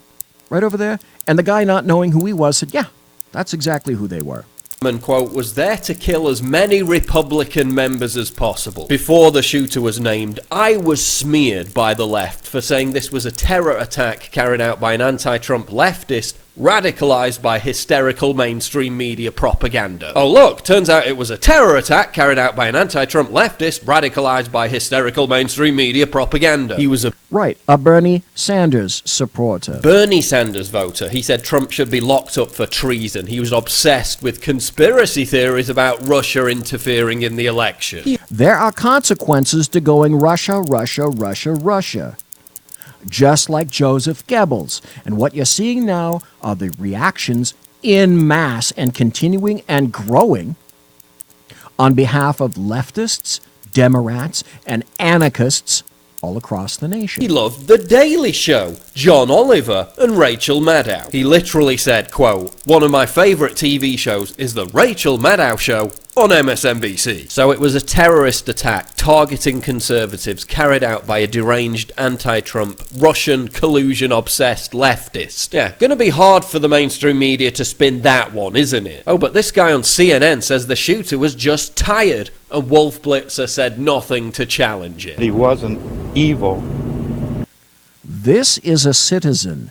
This is a brainwashed pod. Listen. Said nothing to challenge it. He wasn't evil. That he was, I guess, tired of some of the politics that are going on. He wasn't evil. He was just tired of politics. So in a leftist brain, that justifies going to a field with firearms and just killing people. No, not just any people. Oh, no, can only be conservatives or Republicans. That's what we just heard. Give me a break. Can you imagine the freakout if an InfoWars fan tried to massacre a bunch of Democrats? Just like the Orlando massacre was Islamic terrorism, this was leftist terrorism. Exactly. Thank you. Historically speaking, by the way, the left is infinitely more violent than the right will ever be. I know because I lived through it all in California, in Fornicalia in the 70s, with the SLA, the Black Panthers. That was all in my area. I remember the law enforcement officers dying behind that. I remember having to go out to your automobile at the beginning of shift and running a mirror under your car to make sure that there weren't bombs underneath it. It's not about gun control. It's about a dominant culture that since before Trump was even elected has greased the skids for left-wing domestic terrorism. How many times have you heard me warn that the media, the left, and Hollywood's rampant anti-Trump hysteria was legitimizing violence against conservatives? Loretta Lynch talking about blood on the streets. They've marched. They've bled. Yes, some of them have died. This is hard. Kathy Griffin mock beheading Trump. New York Times sponsored theatre productions where Trump is assassinated. The media applauding the whole punch-a-Nazi movement. Almost exactly a year ago, crazed left-wing lunatic Michael Sanford tried to assassinate Donald Trump at a rally in Las Vegas after... Forgot about that one too, didn't you? Go to my blog and you'll see this particular video. You'll be reminded. He grabbed an officer's gun, and the media barely even reported on it. What do you think would have happened had that been someone who said he or she was on the right at some kind of a conclave with people on the left? You would have heard about it continuously for at least a week or the entire month. Celebrities envisioning anti-Trump violence over and over again. It's time to take some responsibility. This is your fault. What do you think's going to happen when you relentlessly signal to deranged crazies that Trump and his administration are committing treason and are illegitimate? This. Exactly this. This is the context in which the shooting took place. And guess what? Leftists were more outraged about me pointing out these facts than they were other leftists. Here's one, for example, that says 5 Republicans possibly shot. Not enough. But let's get those seats. Fuck Steve Scalise. He does more damage every day than the 99% can. As a matter of fact, let me go back so that I can read some of these. This is the context in which the shooting took place. And guess what? Here's a tweet. It says, when you were telling us to tone down the rhetoric, I don't recall Ron Paul voters attempting to massacre Democrats. That was from Paul Joseph Watson. Were more outraged about me pointing out these facts. He said, I'm far from happy. I'm fucking furious that the left's hysterical, violent rhetoric is causing innocent people to be shot. That was Watson, who's narrating this video. Than they were other leftists celebrating the congressman being shot. And here's one from a person called the Electric Warrior. He says in his tweet, fuck them. Disappointed he didn't shoot 6 or 7 more Republicans to get his point across. A Bernie supporter, too. God, let that sink in. Then there's another one from Evan at Abney, 1989. Steve Scalise deserved to get shot. Fuck him. The media, the left, and Hollywood must stop legitimizing violence and return to the realm of civil discussion. The blood is on their hands. This hatefulness that we see in this country today over policy differences has got to stop. We can have our differences, but let's not let it lead to such hate. The left makes absolutely hyperbolic attacks for this reason. They cannot win in a fact-based argument or a discourse or on the issues. All they have are the emotions. They are emos. And that translates into violence because for the past 8 fucking years, it has been condoned, tacitly and overtly condoned by the Barack Hussein Obama administration. I lay this shite directly on the prior administration and the hijacking of American government. And they are absolutely beside themselves, having thrown camshaft after one another, that they lost on November 8th. They're still back on November 9th, where they think that perhaps they can go back into a booth and take it all back. They're like a little millennial or Gen Z gamer, where they go in, they get shot, they killed it, and all they need to do is click on another button, they get another life. And of course, they're going to get another election. And it's the same thing that's happening across the pond in Europe. Brexit was voted on by the people in the UK to leave the European Union. Now there are elements in the UK government who say we need to invalidate completely the voters and make sure that the UK remains. That's over here now. They make hyperbolic attacks. They lack fact-based arguments. Leftists do not want to hear thoughtful disagreement. They don't wish to hear any disagreement at all. And this just in. Earlier today, I just found this just before I went on the air. This came from Fox59.com. It's coming. No, it's not just coming. It's here. It occurred yesterday, and these fucktards are being emboldened. Here's the headline.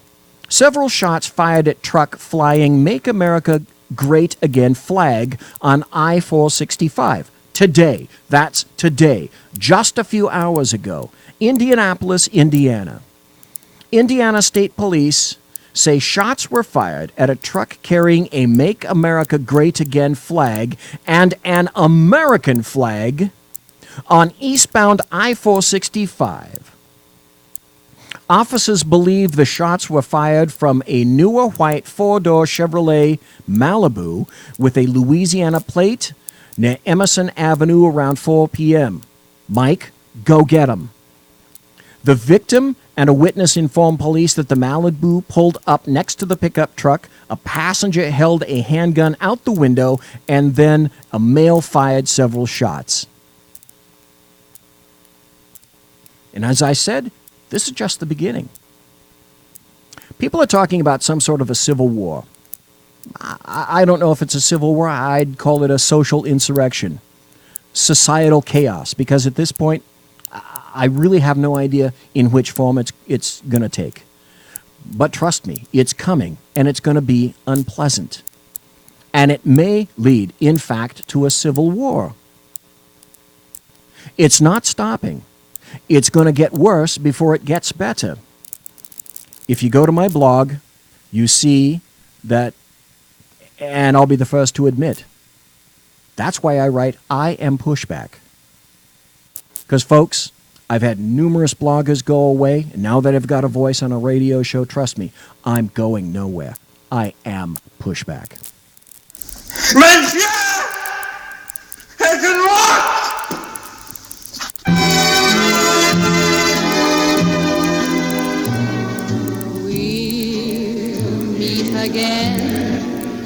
Ladies and gentlemen, boys and girls, children of all ages, thanks for listening to the Bloviating Zeppelin's Berserk Bobcat Saloon here on the SHR Media Network. Today was Thursday, June 15th. It was the aftermath. If you want to contact me, you can find me on Twitter at BZEP, on Gab at BZEP, and on my blog at bloviatingzeppelin.net. Been here for 13 years, gonna continue. My intro music, my original intro music, is by Possessed Tranquility. You can find them at ReverbNation.com. They need the work. Promotional consideration by Lockheed Martin Skunk Works and the Boeing Company. If it ain't Boeing, I ain't going. Tiaras by My Little Pony. Thanks, of course, to my personal KC-135 Kettle One refueling team, with whom I will be consulting in less than an hour. Thanks to you for listening. Thanks to being in chat. Thanks for being in chat. God bless. Take care. You be safe. Come back next week. Continue to listen to SHR. Everybody quiet down now and get some sleep. Good night, everybody. Good night, Mama. Good night, Ben. Good night, everyone. Good night, Mama. Good night, Daddy. Good night, children. Good night, Daddy. Good night, Elizabeth. Good night, John Boy. Good night, Jim Bob. Good night, Jim Bob. Good night, Jim Bob. What's going on? I was asleep. What's everybody doing? Good Good night, Jim Bob.